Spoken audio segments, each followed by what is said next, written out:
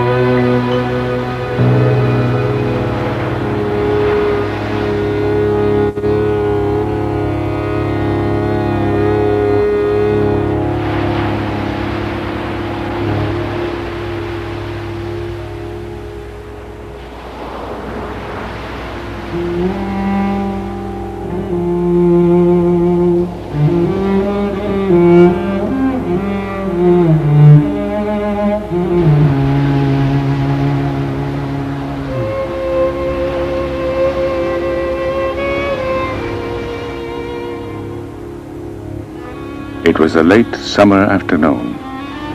Near the shore, a group of children were playing. One of the boys, though ragged and undernourished, stood apart from the others. He was described as having a special radiance. A pure and shining atmosphere surrounded him. Because of these qualities, the child was singled out and chosen to be the vehicle for the coming world teacher. This discovery was not an isolated revelation, for it was believed that humanity was entering a new age, an age that would bring with it a new Messiah. During the early decades of the 19th century, science was beginning to replace religion as the savior of humanity.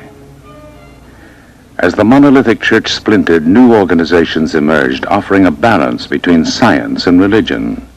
One of the many new groups, the Theosophical Society, spread rapidly throughout the world. Founded by Russian-born Helena Petrovna Blavatsky and the American Henry Steele Olcott, its objectives were to seek truth in the ancient religions of the East, to investigate the unexplained laws of nature, and to promote universal brotherhood. So attractive were these ideals that by 1881, the Society had become a worldwide institution with over 100,000 enthusiastic members. Helena Blavatsky was a deep student of metaphysical lore and was sought after by those who believed her to possess psychic powers. Derided by some as a charlatan, she was, however, a serious writer, and in 1888 published her greatest work, 2 tremendous volumes entitled The Secret Doctrine. Annie Besant, a young journalist, was asked to analyze the work for London's Review of Reviews. Turning the pages, she was dazzled by what she read. To her, disjointed facts were now seen as parts of a mighty whole, and the puzzles, riddles, and problems of her life seemed to disappear. Within weeks, Annie Besant made a lifelong commitment to theosophy. This sudden step was not out of character for the impetuous Mrs. Besant. She was already well known to Victorian England as an orator, educator, energetic feminist, and a pioneer on behalf of the emerging labor movement. She organized a strike of match girls at Bryant and May's factory. Her sense of social justice led her to become a Fabian socialist along with Sidney Webb, George Bernard Shaw, and Ramsay MacDonald. After Blavatsky's death, Annie Besant became head of the society and the most influential force for the theosophical ideal. It was she who forged Blavatsky's unwieldy philosophy into a popular movement. Many of the world's religions speak of a hero or savior who appears in a time of crisis to help mankind. In The Secret Doctrine, Blavatsky described how such a teacher would define truth in terms suitable for a new civilization. Over the years, this theme had been developing in Besant's mind. By 1900, she was convinced that the time had come for the reappearance of a great spiritual leader. Even now, she was lecturing in India, Europe, and the United States on the coming of a world teacher. Expectations were spreading throughout the society, and thousands thronged to hear her lectures. Charles Webster Leadbeater was another leading member of the society. He and Besant worked closely together and seemed to complement each other, as Alcott and Blavatsky had done years earlier. The year was 1909. C.W. Leadbeater had moved to India and was now living at Adyar, the theosophical headquarters near Madras. Each day he would stroll with a group of friends along the beach on the Bay of Bengal. It was there that the young Jiddu Krishnamurti was discovered. In spite of the child's thin, uncared-for appearance, Leadbeater saw a quality so remarkable that he announced that this Brahmin boy would fulfill the long-awaited prophecy. Krishnamurti was to be prepared as a vehicle for the world teacher.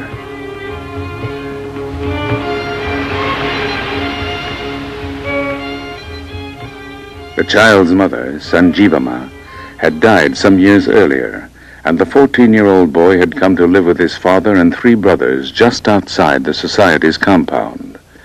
The dreamy boy suffered from malaria, and illness often kept him from school. He was unassuming and yielded easily to the suggestions of others. He seemed to live in another world, often oblivious to what was going on around him. There was a curious emptiness. Krishnamurti and his younger brother Nityananda were especially close, and when told of the opportunity of being prepared for great things, he refused unless Nietzsche could be with him. On November 27, 1909, Annie Besant returned to India and met the brothers for the first time. An affectionate bond was formed as she became to the shy Krishnamurti a mother, teacher, and friend. To Annie Besant, the responsibility for guiding the boy's future became a sacred trust. It was decided that the time had come to introduce Krishnamurti to the world. For this purpose, the Order of the Star in the East was formed. With Krishnamurti as its nominal head and under the guidance of Annie Besant, the order hoped to prepare its members to accept the world teacher and his message. During the Theosophical Convention held at Benares that year, nearly 400 new members joined the Order of the Star. A glorious future was foreseen as members spoke of the second coming. In a wave of emotion, the new members fell at the boy's feet and Mrs. Besant publicly announced that Krishnamurti was to indeed become the vehicle for the world teacher. By the end of 1911, the mold had been cast, and the destiny of the young boy seemed assured. Narayana, the boy's father, was not as easily convinced. This deification might make him the laughingstock of India, and he threatened to deprive Mrs. Besant of their custody. She quickly intervened by describing the advantages of an English education and stressed the special advantage of his sons becoming Oxford graduates. On January 19, 1912, Narayana signed a document allowing Krishnamurti and Nitya to be taken to England. He was unaware that it would be 10 years and involve a lengthy lawsuit before his sons were to return.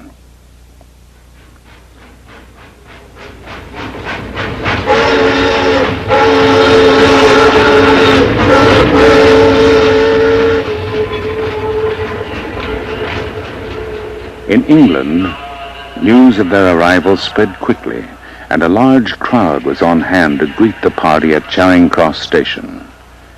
An English theosophist described Krishnamurti on arrival as an art figure with long black hair falling almost to his shoulders and enormous dark eyes which had a vacant look in them.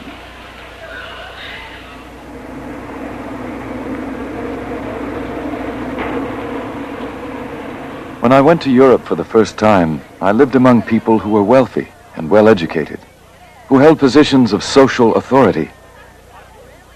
I walked about the streets, watching the faces of people.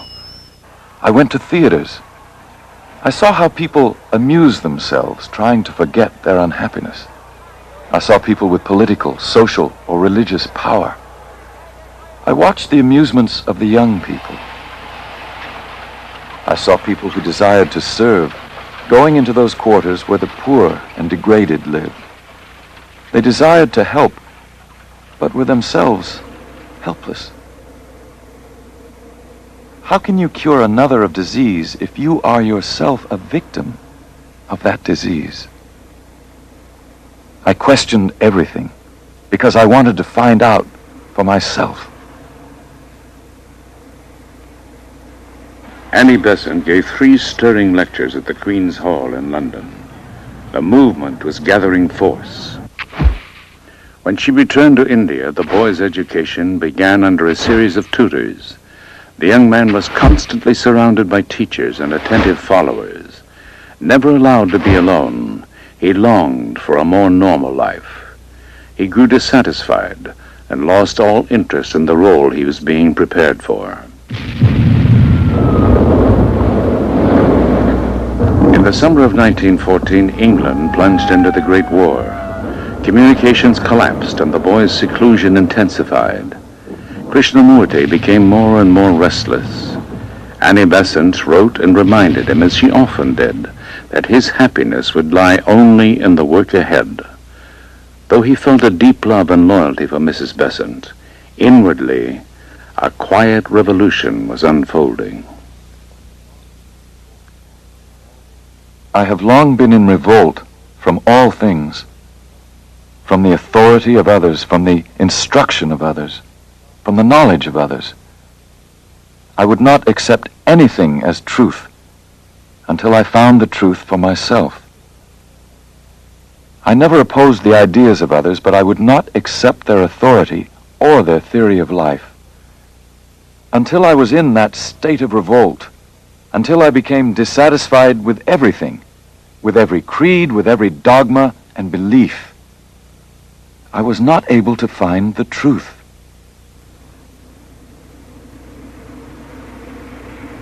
The boys worked hard to pass their college entrance examinations. Nitya had little difficulty, but Krishnamurti was a slow and indifferent student. To everyone's disappointment, it became clear that he would not be accepted by either Oxford or Cambridge. The close of the war in 1918 brought increased activity among theosophists. In India, Annie Besant was deeply absorbed in problems of education and political action. She was in the forefront of the struggle for Indian independence, along with Gandhi and others. But in her lectures, she continued to proclaim the importance of the world teacher and his message for humanity. Krishnamurti was maturing slowly, and after a 10-year absence from his native country, it was decided that his work would begin at Adyar. In late December, the brothers arrived in Bombay. For Mrs. Besant, the long-awaited day had finally come as the two brothers, who left as boys, returned as men.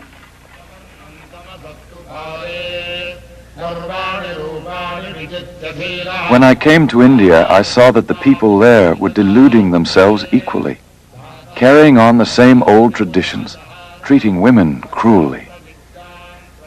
At the same time, they called themselves very religious and painted their faces with ashes. In India, they may have the most sacred books in the world. They may have the greatest philosophies. They may have constructed wonderful temples in the past, but none of these was able to give me what I wanted.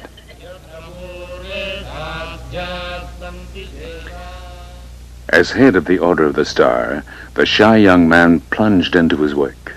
He wrote numerous books and articles for Star publications. There were lectures to give and meetings to attend. The brothers undertook a heavy schedule, speaking in India, England, Australia, and Europe. These travels became a heavy strain on Nietzsche. He became ill and was diagnosed as having tuberculosis. California was suggested as having a healthful climate for consumptives and an ideal place for recovery. In the summer of 1922, the loan of a small cottage in the Ojai Valley brought the young men to America for the first time. Writing to Mrs. Besant, Nietzsche described their new surroundings. In a long, narrow valley of apricot orchards and orange groves is our home, and the hot sun shines day after day to remind us of Adyar. The Indians call our valley the Ojai, or the nest, and for centuries they must have sought it as a refuge. For a time, Nietzsche seemed to recover, but perhaps best of all, they were alone. Privacy had been a luxury denied them since childhood, but now in the silence of the valley, Krishnamurti had an opportunity to be with himself. He walked alone in the hills, climbing through orange groves and scrub brush. As the days passed, a strange uneasiness seized him. He became ill and complained of intense pain and suffocating heat. There were periods of unconsciousness as the strange process reached its peak. Agitated and feverish, he insisted on walking alone, but was urged instead to rest under a young pepper tree that stood near the cottage. It was there, in the stillness of the night, that a transcendent event took place that shook his life to its foundations.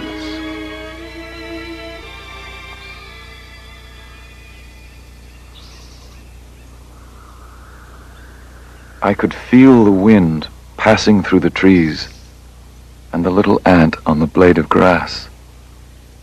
I could feel the birds, the dust, and every noise was a part of me. I was in everything, or rather everything was in me. I was supremely happy, for I had seen. Nothing could ever be the same. I have drunk at the clear and pure waters of the fountain of life, and my thirst was appeased. Never more could I be thirsty. Never more could I be in utter darkness. I have touched the compassion which heals all sorrow and suffering. It is not for myself, but for the world.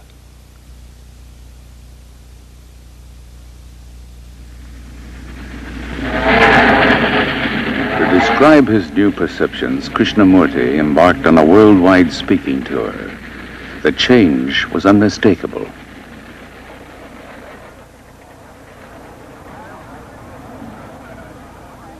Everywhere, among all people, there is a search for something hidden, for some realization which will give greater knowledge, greater vision, greater understanding, and this the people call truth. They think that truth lies hidden in some distant place, away from life, away from joy, away from sorrow. But truth is life itself. And with an understanding of life, there is born an understanding of truth.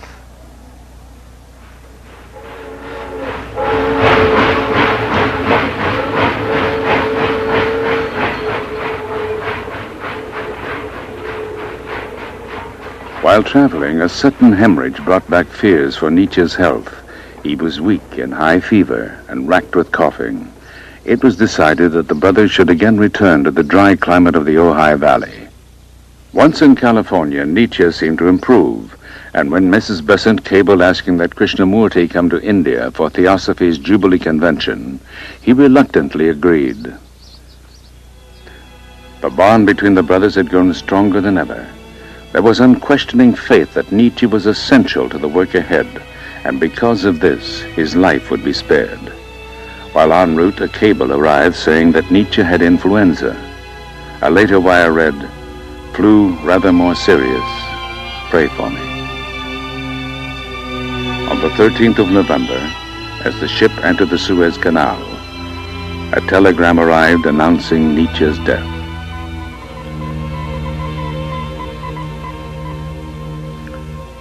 The news broke Krishnamurti completely. It did more. His entire philosophy of life, the implicit faith in the future, and Nietzsche's vital part in it all, appeared to be shattered at that moment.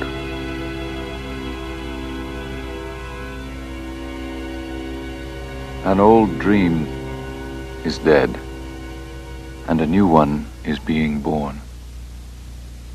A new vision is coming into being, and a new consciousness is being unfolded. I know now with greater certainty than ever before that there is real beauty in life, real happiness that cannot be shattered by any physical happening, a great strength which cannot be weakened by any passing events, and a great love which is permanent, imperishable, and unconquerable. By the time he reached Madras, his face was quiet and radiant. The Jubilee Convention of 1925 celebrated 50 years in the life of the Theosophical Society. Thousands attended the 4-day gatherings, and events were eagerly reported by newspapers around the world. A Star Congress followed the convention. By this time, the Order of the Star had grown to over 45,000 members. Under the branches of Adya's enormous banyan tree, Krishnamurti spoke of the world teacher. His face was powerful and stern in the twilight, his eyes half veiled as if looking inward. As he spoke, a deep silence spread through the audience. Some felt they saw a light envelop him, and many believed they were in the presence of the Messiah himself. The young man was becoming the focus of deep divisions. While thousands accepted him as the world teacher, others were disturbed by the adoration and attention given him. In the Netherlands, some years earlier, the Baron Philip van Pallandt had given his ancestral home, the Castle Erde, to the Order of the Star. 5,000 wooded acres surrounded the 18th century buildings. The castle had been transformed into a meeting place where small groups gathered yearly.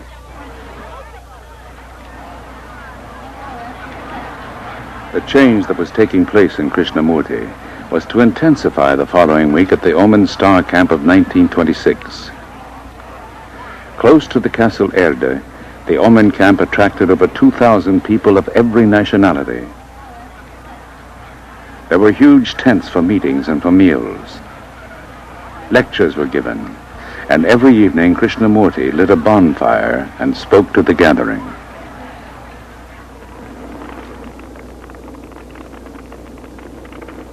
In order to be happy, need we have religions? In order to love, need we build temples? Truth cannot be found in the dark sanctuary of temples, nor in the well-lit halls of organized societies. Neither can it be found in books, nor in ceremonies. Go down to the sea where the breezes are blowing and the waves are breaking over each other. You want to gather and bind all that beauty into a narrow temple. Do not allow your mind or your heart to be bound by anything or anyone. If you do, you will establish another religion, another temple. You must not create little gods and worship at little shrines. Who wants to worship by the light of one candle when you can have the sun?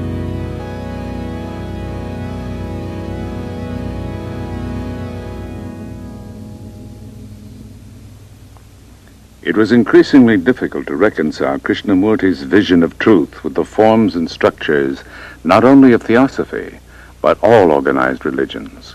His rejection of spiritual authority was a threat to the society and its lifelong members. There was open hostility as the organization seemed to be pulling apart. Lines were drawn, as some stood firmly with him, while others clung to their cherished beliefs. Lady Emily Letchens, who had been close to Krishnamurti since 1911, shared the bewilderment that many felt.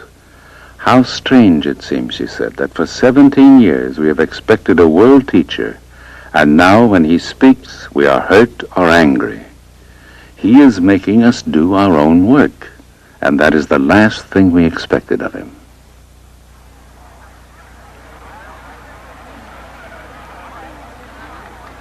In May of 1928, the first Ojai Star Camp was held under the evergreen oak trees of Southern California. But with each new talk, each meeting, the divisions became more apparent. In failing health, Annie Besant was forced to cancel her public engagements. Yet she still tried desperately to reconcile theosophy with what Krishnamurti was saying. She quoted ancient Hindu scriptures saying, "All paths lead to the same spiritual goal." But in spite of her efforts, the divisions widened. There were no gentle platitudes. There was to be no uniting of existing religions. Ceremonies and organized religions, he said, were a hindrance, a distraction from the truth. He offered no method. There were no steps to follow, no system that ensured spiritual progress. His vision of truth was absolute.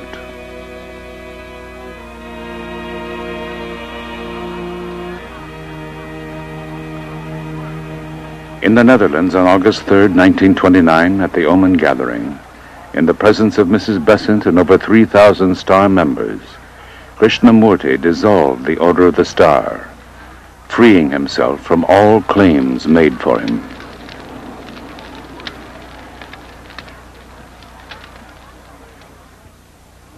I maintain that truth is a pathless land, and you cannot approach it by any path whatsoever, by any religion, by any sect.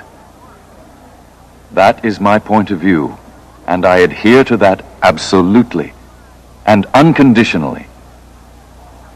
Truth, being limitless, unconditioned, is unapproachable by any path whatsoever. It cannot be organized, nor should any organization be formed to lead or coerce people along any particular path. If an organization be created for this purpose, it becomes a crutch, a weakness, a bondage, and must cripple the individual and prevent him from the discovery of that absolute, unconditioned truth. You can form other organizations and expect someone else. With that, I am not concerned. My only concern is to set man absolutely and unconditionally free.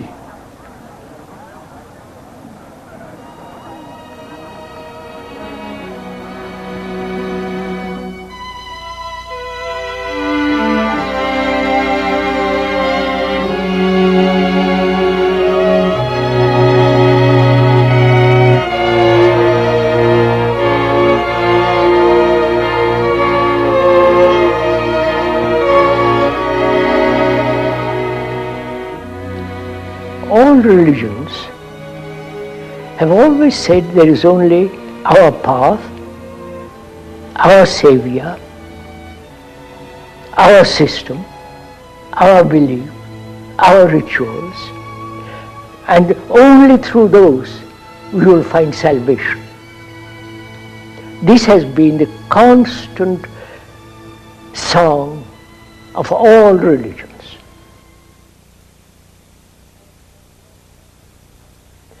And I happen to have said many, many years ago, which has so true, that there is no path to truth. Truth, according to them, is a fixed point. And if it is a fixed point, you can have as many paths as you like. But if it's not a fixed point, it's a living thing, moving. Movement in the sense in the world of no time, which is a different matter. Naturally, there's no path to it. But you see, we don't want such a dangerous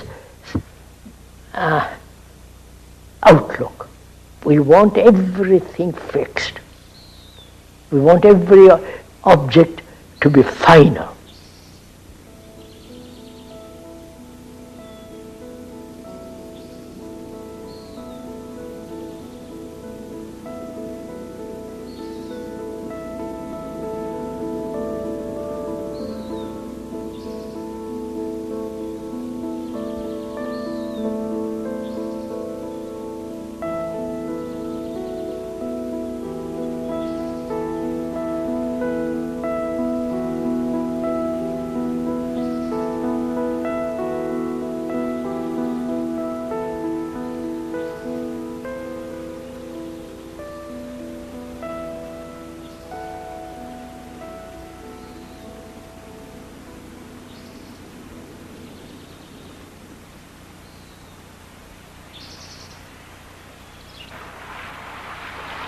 I'd like to go into the question of what does it mean that a human being should bring about a deep, profound change in himself. We're asking, is it possible to bring about a fundamental psychological revolution? Deep, abiding, irrevocable change, transformation. One has lived as a limited, contained, narrow individual. And it's very, very difficult to see the truth that you are the rest of mankind. That in you is the whole of man.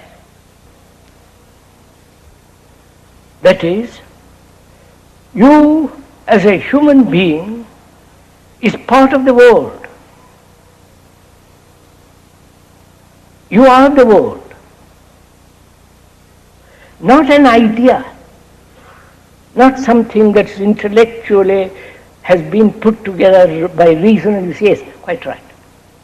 But the reality of the truth of it, that you represent as a human being the rest of humanity. Because you suffer, you're anxious, you're uncertain, confused, miserable, fearful, hurt, everything. And every human being has this. So your consciousness is the consciousness of mankind. From this arises another question, which is, consciousness contains mankind's sorrow. Not only your particular little sorrow, you have the sorrow of mankind. You understand? What an enormous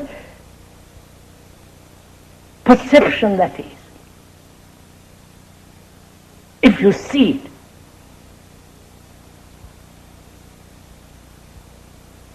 That your sorrow is not yours, it's the whole of man, of mankind.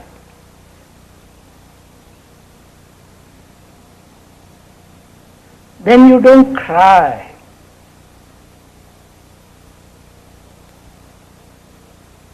Then you don't shed tears about your little wounds, your little failures, your little anxieties and so on.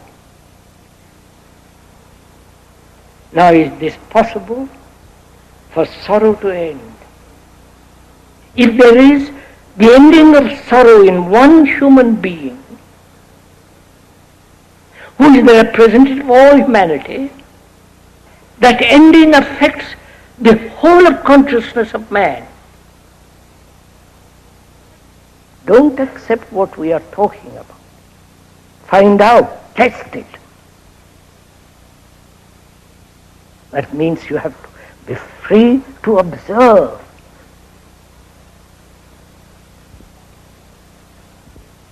To observe without any wish, any longing, any pressure, to observe that is to observe a lovely flower.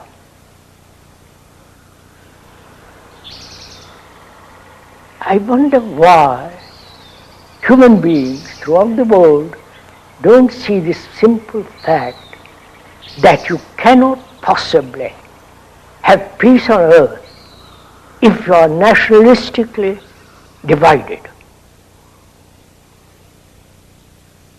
We want order outside in the world, politically, religiously, economically, socially. In our relationship with each other, we want order. We want some peace. We want some understanding. And if the inward psychological state is not orderly, not conflicting, not contradicting, if that state in consciousness is quiet, steady, clear, then you can bring about order in the world. Now what we are trying to do is try to bring order legislatively, nationally, and so on, order out there in the world, which has been proved over and over again that totally brings about disorder. That's why we are saying, I'm saying that without inward order, that is inward order in consciousness, which is in a mess, which is in a contradiction, without bringing about order inwardly, psychologically, you cannot possibly have order outwardly. And the crisis is there. Within the crisis, national, economic, social, and so on. The crisis is not out there. The crisis is really inward. And we are unwilling to face that.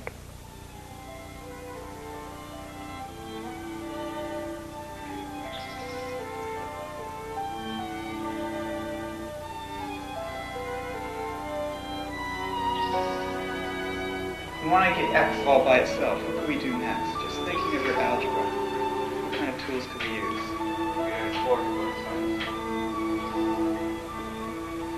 Okay, that's fair enough. What can we do? But see, we still have the sex term here. What are we going to do with it?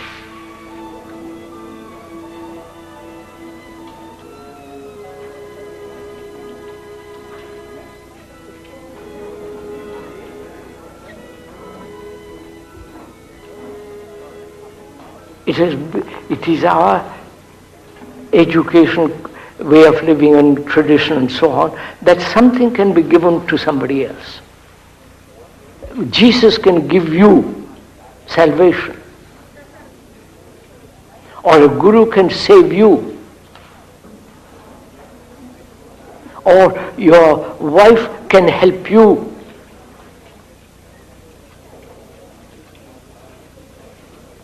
That may be an old, worn-out tradition to which you are clinging. That may be a wrong approach altogether. You have understanding, and I haven't got it. And you are conditioned, you are conditioned in the idea that you can give it to me, right? That may not be the fact at all.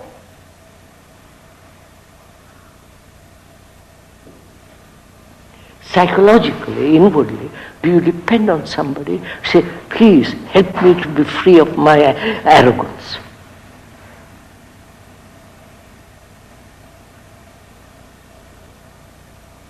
Or in your relationship, you see the arrogance in you, it's gone. You in our relationship with each other, and I'm observing myself, and in that observation I discover that I'm arrogant in our relationship. So I'm not dependent for you to point out to me my arrogance. I'm already aware of it. It's tremendously important, sir. Nobody can give me intensity, the sense of beauty. I'm taking it. Then I am on my own. You follow? Not isolated and all that. Then I have to work find out. In the very working of it, I've got the intensity. When I discard the tradition in which I've been brought up, that is to depend on somebody, and when I discard it, then I have to work it, right? Or I'll go down the drain, either way. If I discard that, I'm already free, I've already got this sense of energy, of intensity. Then I'm not dependent on anybody.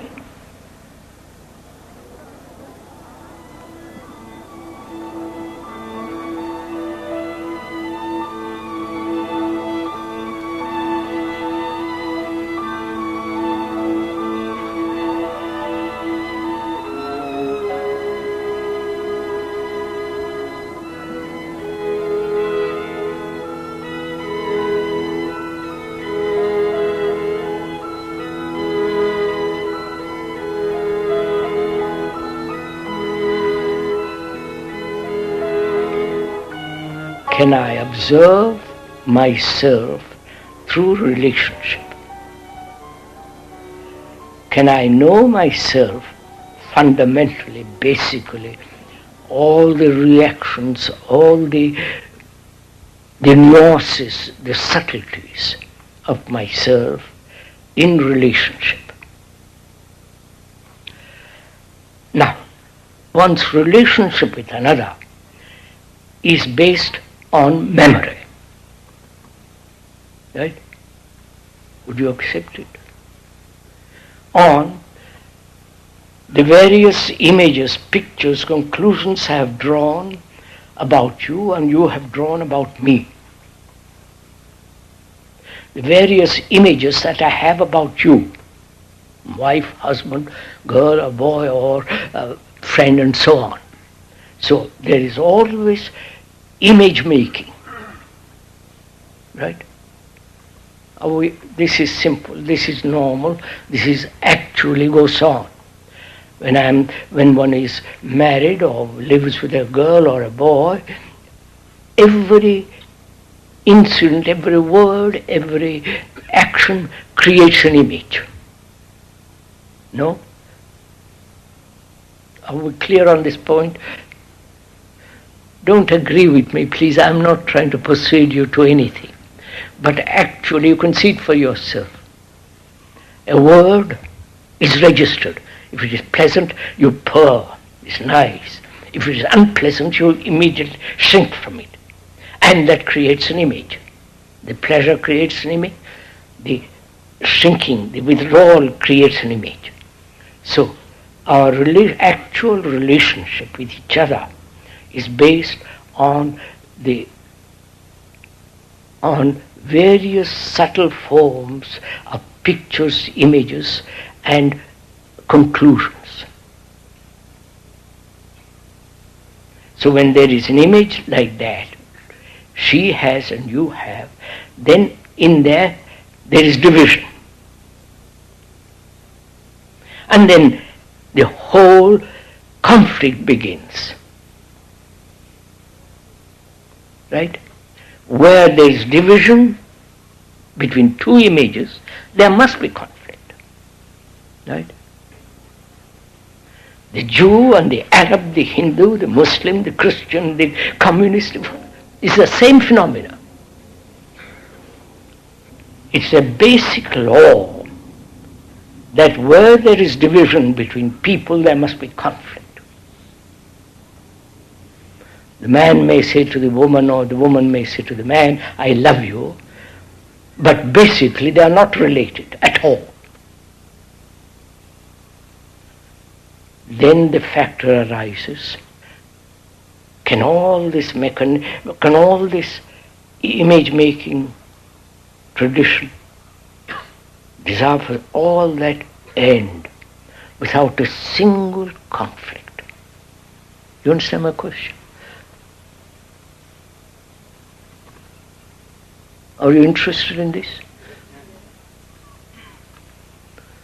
What will you pay for it?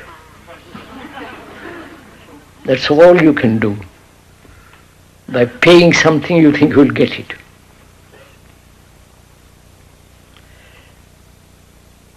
Now how can this mechanism of image making, not just image making, the desire for certainty, the tradition, the whole structure of that, can that end? Right?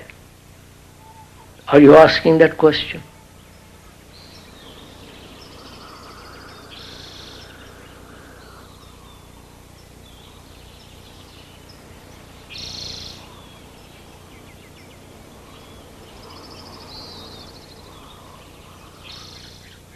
Who is there to tell you what to do?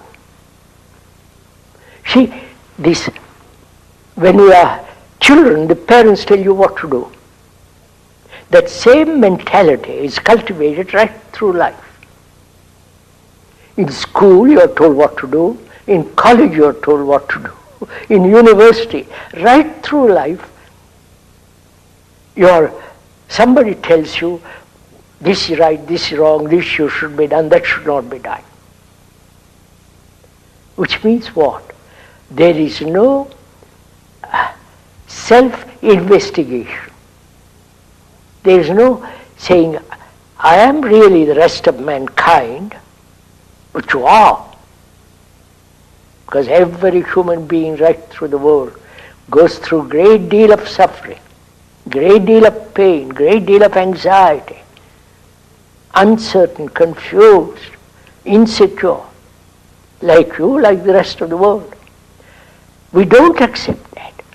We think my suffering is totally separate from other people's suffering. And so we have this mentality that I must have somebody to tell me what to do. Right from the Pope down to the poor parish priest.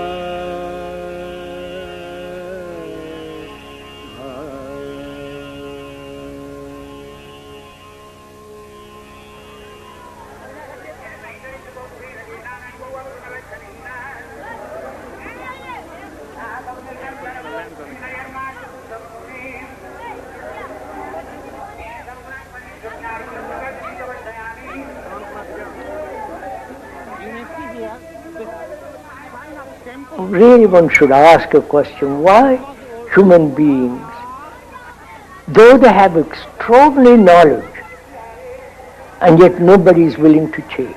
Why? Is it that they find security in the habit, in the pattern? Your pattern, my pattern, the Christian pattern, the Hindu pattern, the Buddhist. They're all patterns, a way of thinking. So, patterns may be dangerous altogether because they divide people. And religions have divided people. Their rituals, their beliefs, their faith, their saviors. Now, to break away from all that requires intelligence, requires investigation, study. Nobody is willing to do that. Om Shanti Shanti Shanti Hari Om Tat Tat. Tumi bandhu tumi nath, tumi bandhu tumi nath, nishidina tumi amar, nishidina tumi amar. Tumi bandhu tumi nath, tumi bandhu tumi nath, nishidina tumi amar, nishidina tumi amar. Tumi bandhu tumi nath, tumi bandhu tumi nath, nishidina tumi amar, nishidina tumi amar. Tumi shuka tumi shanti, tumi shuka tumi shanti, tumi hai amrita padar, tumi hai amrita padar. Tumi bandhu tumi nath, tumi bandhu tumi nath, nishidina tumi amar. From childhood, we are taught comparison. We say you must be as clever as your brother. Or in school, you get better marks than somebody else. So you're always being compared, and you learn to compare, don't you? I say, don't compare yourself with anybody. Right? You ever heard that? Right? Now, why do you compare? To find out who's better. Huh? To find out who's better. To find out if you are better. That is, you compare yourself with her.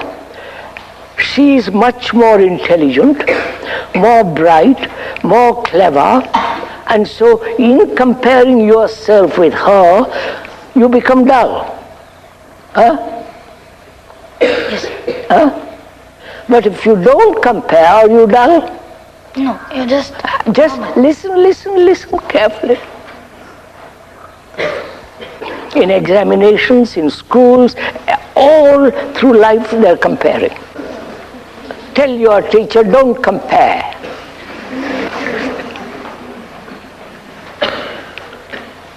The relationship between the teacher and you, she knows more than you do, right? academically. Academically.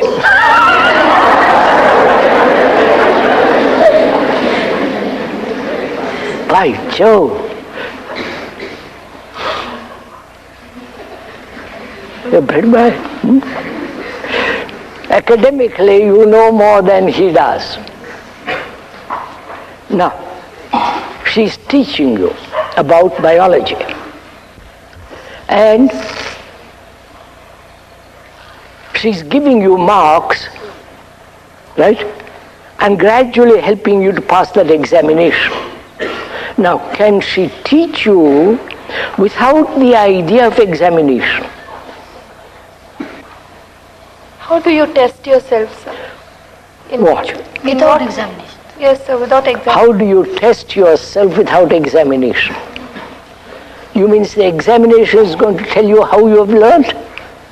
Maybe, sir. I mean, listen, you're too quick. Find out. You're also used to examinations. That's your tradition. That's your habit. And when you question that, you say, yes, what shall I do? And you get nervous, frightened. When I was learning, when I was at school in England, I never passed one examination. Right? I went through all the examinations, but I sat in the hall without writing a thing.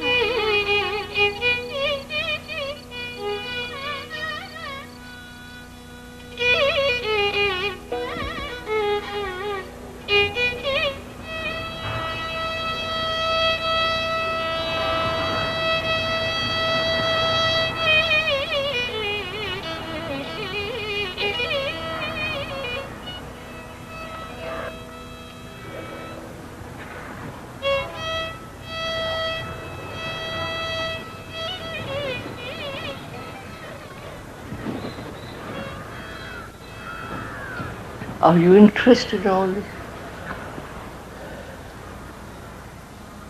What do you consider is life? Your life. What is your life? What is that life that you daily live?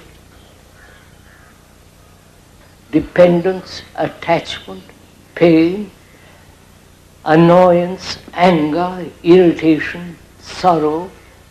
You know all this, don't you? This is your daily life. Going to the temple and doing some kind of noise with the bell and doing puja, doing yoga. That we say that is our life. Then what do you mean by a religious life? You tell me, what does religion mean to you? The word religion means to gather all your energy. That's all they mean. You understand, sir? To gather all your energy to inquire, to find. Right? Would you? Not all the nonsense of temples, rituals, and all this either, sir. What you put on your head. You see how you all agree? The meaning of the word. That means gathering every particle of energy that you have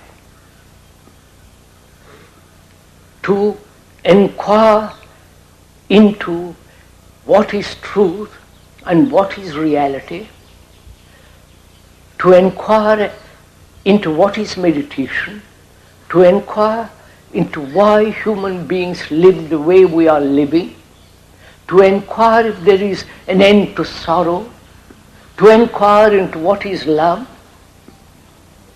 whether one can live without any effort, and control all that is implied in that word. A religious life implies being a light to yourself, which means no outside authority. We are talking about having no spiritual authority, including me, the speaker.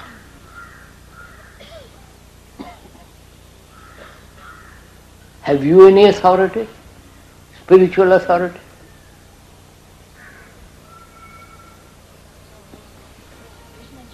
You have had various Guru Mahatma, Mr. Gandhi, and so on, all the way from the 6th, 5th, 4th, 3rd century, down to the present.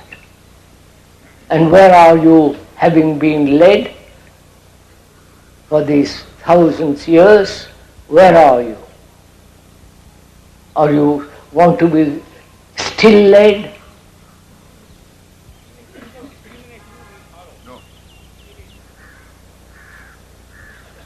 So we are asking you courteously, if you have thrown away your traditions.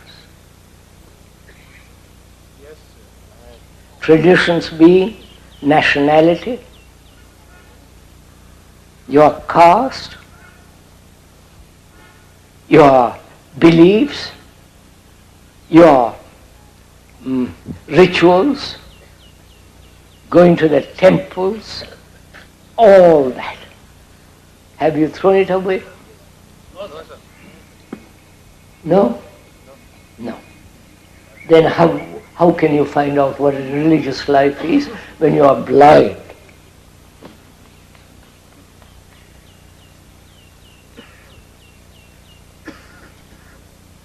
So you want to find out what a religious life is, and yet won't leave your little enclosure.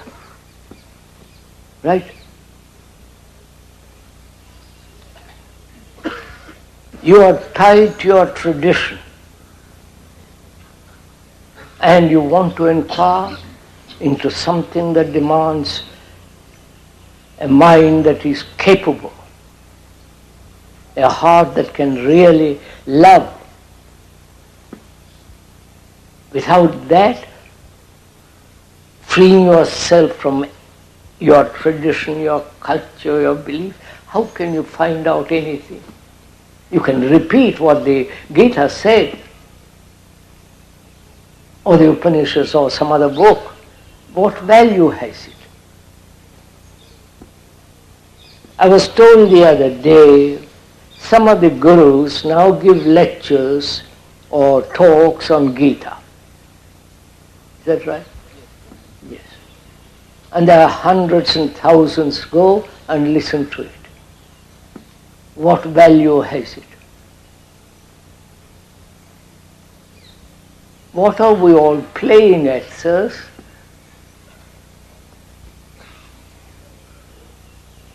Apparently, one doesn't see one's own tragedy. Right, sir?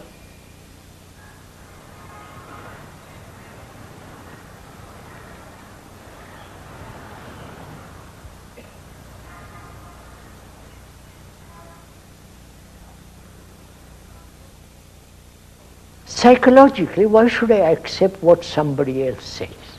When I realize that I am the rest of mankind, mankind is me.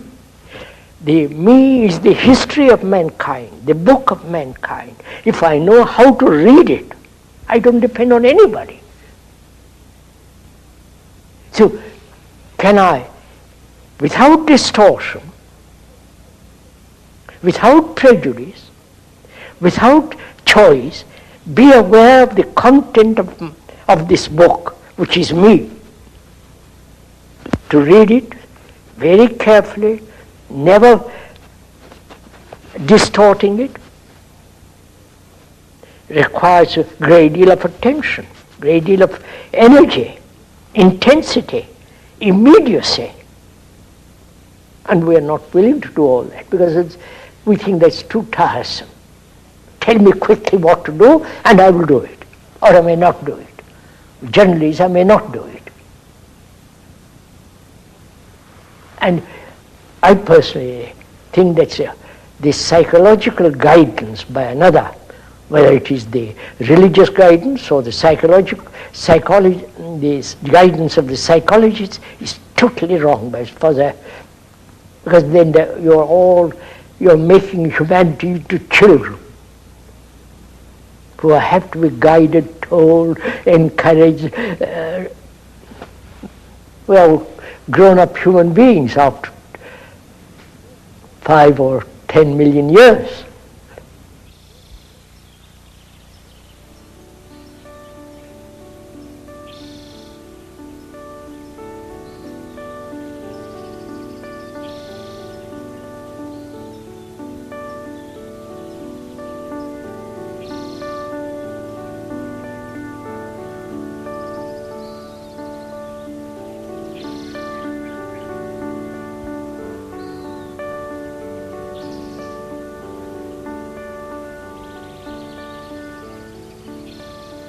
Through negation of what is not, the positive exists.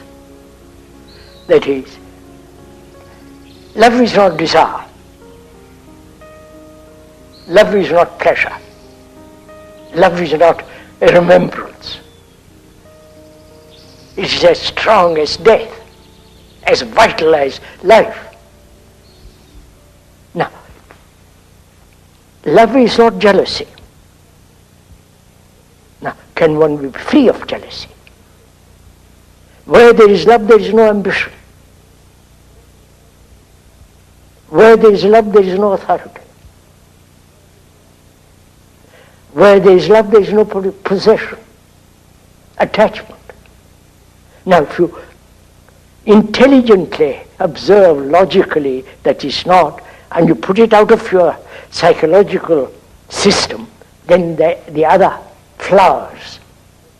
But it's a perfume of its own. But when you begin to describe what it is not. So the verbal explanation, the verbal measurement of what love is, destroys what love. And you see, love can only exist when there is no suffering. Suffering is personal. Suffering is also global. Man has suffered endlessly. And he tries to combine that suffering with what he calls love. And so there is always this contradiction, this duality, Whereas if you deny all that is, that which is not love, then the other thing has its immense beauty, great strength and vitality of its own.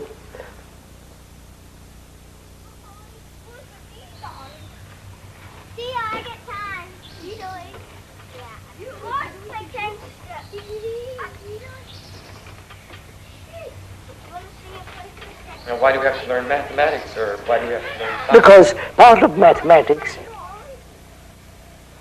is order. 2 plus 2 plus 2 makes 6. That's order, right? In sequence it must be. So mathematics, much more complicated and all that, is a series of sequences and order. Right? Anybody know what's wrong with this tin? I do. It doesn't finish. It doesn't finish. Does everybody see where it doesn't finish? Yes. Where? Okay. Josh? Can you come up here and put in a tin at this space here? Civil War. Remember we saw that thing, the blue and the gray? Right. The people, they were real ready to fight. They thought it'd be real neat. Go get those Yankees, go get those, whatever they called them. Right. And it seems like a lot of people would be, some people, depending on the type of person you would be scared of war. They think it'd be neat because they don't like this person. And I remember we started, like a lot of people realized they thought it'd be real fun. Are we That would be real romantic. aware of our responsibility to another? If one has a family, wife, children, are you responsible for those children? That you care, that you have love for them? Are you concerned that they become healthy, good citizens? If you have children, do you feel responsible for those children? To see that they have right education so that they won't be killed in a war. They won't become mediocre. Or you have no time at all for them. Because you have to go out and earn money as the man and the mother and the father, as they do now, and have very little time for the children. That's a fact. So where is your responsibility?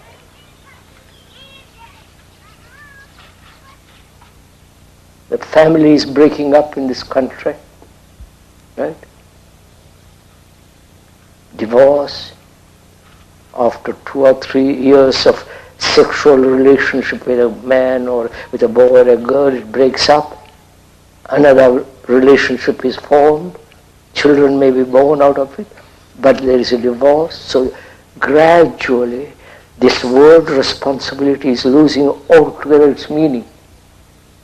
Please do pay attention to what we are saying. There is feeling of responsibility and feeling responsible for. You see the two different things? That is, one feels responsible for this grove, for this beautiful place, or you feel responsible. When you're walking down the road, you feel responsible to pick up a piece of paper that's been thrown down. You feel responsible. So you're wherever you are responsible for everything around you. But if you are merely responsible for this one little thing, it becomes that responsibility assumes a very narrow, rather shoddy little meaning.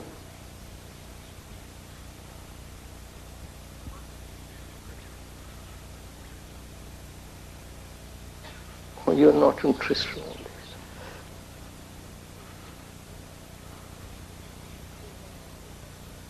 So one asks, what are you interested in?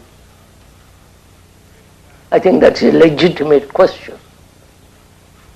can talk about love, freedom, and the beauty of the sky, but there's only outside interest. But basically, what are we interested in? That's right. You are interested in yourself, right? Which is perfectly right. Each one is interested in himself. On that, our society, culture, religion is based, right? Each one interested in himself, his progress, his expression, in all the rest of it.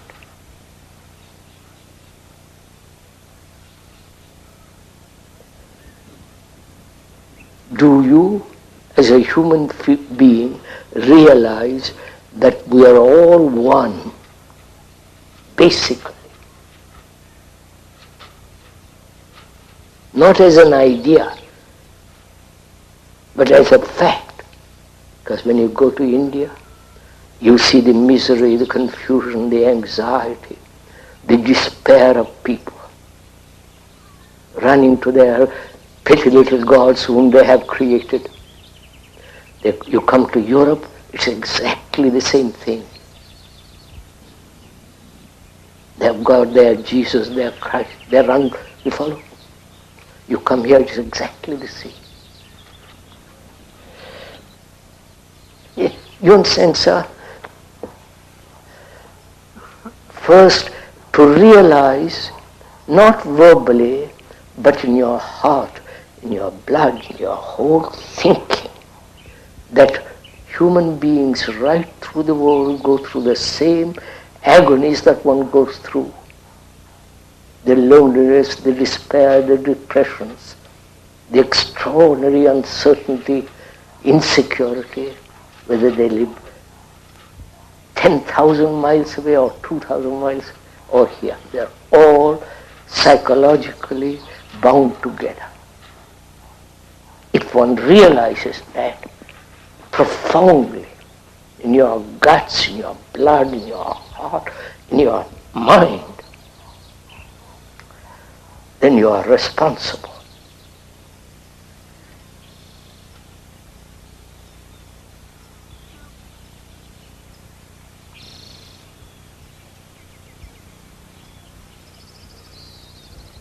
You've heard all this, you as a human being. Why don't you change? What prevents you? If each one of us asks that question, not verbally or merely intellectually as an entertainment, but ask that question most seriously and deeply, what's your answer? What's your answer to this problem that human beings have lived this way for millennia upon millennia? Why haven't they changed? Why haven't you, who are listening now, why haven't you changed? You know, if you don't change, what's the consequences are? You'll be nationalistic, you'll be tribal, insular, isolated, and therefore having no relationship globally, fighting, building up more and more armaments, destroy each other. Now, why don't you, if you are at all serious in this matter, why don't you ask yourself that question? Why am I, a human being who have been through all this, why haven't I changed? What would be your answer? Either you are not serious, you want to live a very, very superficial life, and that superficiality temporarily satisfies you, or you really don't care. As long as you have immediate pleasures, immediate satisfactions, you really don't care. You don't care for your children if they are murdered. If you really have no deep love, affection for them, If you had, you would prevent all wars. So apparently, none of these things mean anything to you. All probably, you are so deeply conditioned psychologically.